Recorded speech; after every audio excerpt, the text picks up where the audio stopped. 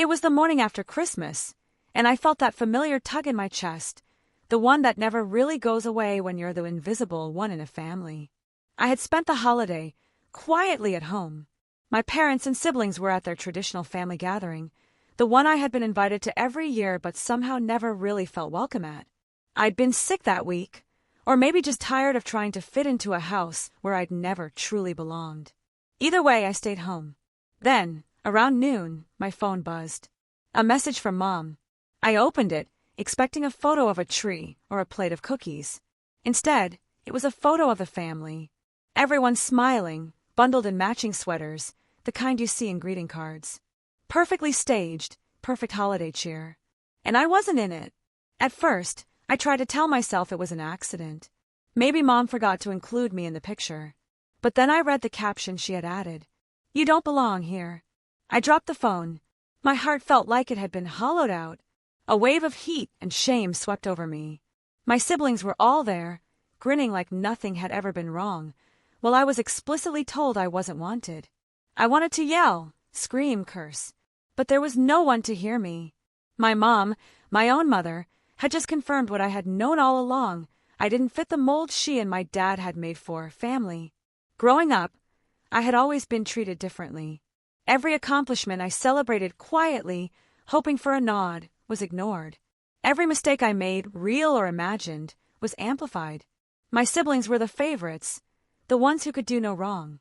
And I was the shadow, the mistake, the outsider.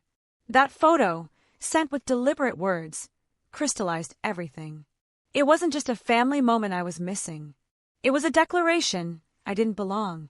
I spent hours sitting on the couch, staring at the image over and over, wondering how the people who were supposed to love me unconditionally could be so cruel.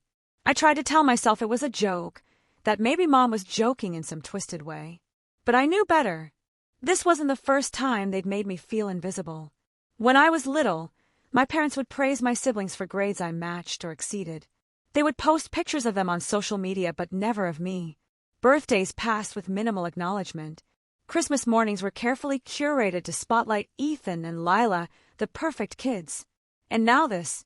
I realized, with a sinking feeling, that I had been invisible my whole life. The only thing different about this moment was that it had been made official. I called Emily, my best friend since college. "You're not going to believe this," I whispered. She listened quietly as I explained, and when I finished, she said, "You deserve better than this. Way better. Don't let them decide who you are." Her words were simple, but they hit me like a lifeline. And I knew she was right. I didn't confront my family. I didn't send a reply. I didn't cry in front of anyone because no one at home would understand. Instead, I made a decision. I would build a life where I belonged, without their approval. I rented a small apartment, started taking evening courses to advance my career, and focused on friendships that mattered. Slowly, I began to create a world where I was visible, valued, and respected. Months went by. I was promoted at work. People noticed me. Kids I volunteered with began to look up to me. My accomplishments mattered here, where they were appreciated.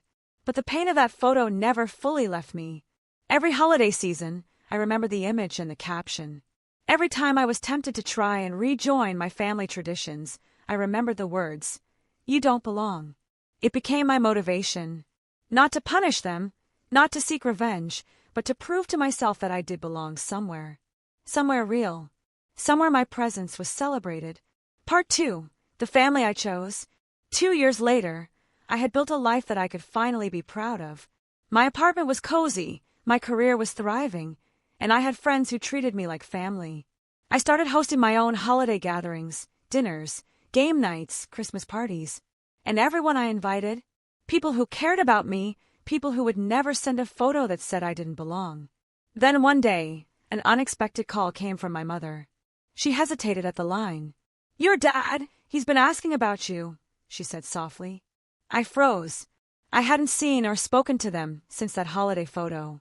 The memory of that cruel message still stung, fresh as ever. "Why now?" I asked, my voice cautious. "Just come over. He wants to see you." Part of me wanted to refuse. Part of me, deep down, wanted to understand. To face the family that had made me feel like I was unwanted. I drove to their house, my stomach heavy. As I walked in, everything felt the same, but different. The warmth of the holidays was gone. My father looked older, frail. My mom seemed smaller somehow, more vulnerable. When I saw my father, I braced myself. I expected anger. I expected judgment. But instead, he looked tired. And finally, he spoke. "I was wrong," he said quietly. "About you, about how we treated you. That photo, it shouldn't have happened. You've grown into someone remarkable." I didn't know what to say. My whole life, I had imagined apologies from them, but hearing it out loud, years later, felt surreal. I listened as he continued, talking about my growth, my successes, and the life I had built. For the first time, I saw pride in his eyes, not for my siblings, but for me. It wasn't complete healing. I wasn't going to forget what they did. But in that moment, I realized something vital. Their words could no longer define me. I had already proven my worth, my belonging, and my identity. I left their house that day with a strange sense of closure. I wasn't seeking reconciliation. I wasn't begging for approval. I was leaving with a calm certainty. I had built my own family, my own place, my own life, and in that life, I truly belonged. The holiday photo that once broke my heart had become a catalyst. It forced me to leave behind those who made me feel invisible and to create a life full of people who saw me, valued me, and loved me for exactly who I was. And now, every holiday, I take a new family photo. One that includes my friends, my chosen family, and my life, the people and moments that matter. I finally belong. Not because my birth was a mistake, not because I was overlooked, but because I chose to belong somewhere real.